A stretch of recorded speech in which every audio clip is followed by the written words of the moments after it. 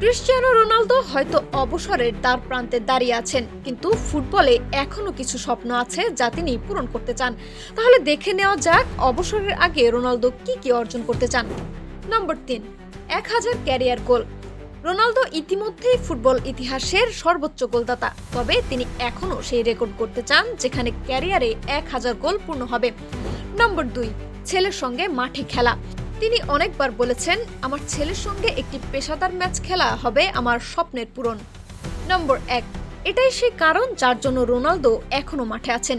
তিনি সবকিছু জিতেছেন, সবকিছু অর্জন করেছেন, কিন্তু এখনো ক্যারিয়ারের শেষ সুযোগটি পূরণ করতে পারেননি। আপনি কি বলতে পারেন সেটি কি? হ্যাঁ, আপনি একদম সঠিক। নিজ দেশের জন্য ওয়ার্ল্ড কাপ জেতা, আর এর মাধ্যমেই ফুটবল ইতিহাসে বিতর্কের ইতি টানা। এটি সেই স্বপ্ন যা তিনি এখনো তাড়া করছেন, কিন্তু অর্জন করতে পারেননি। তবে কি শেষ পর্যন্ত সেই স্বপ্ন সত্যি হবে? জানাতে পারেন আপনার মতামত।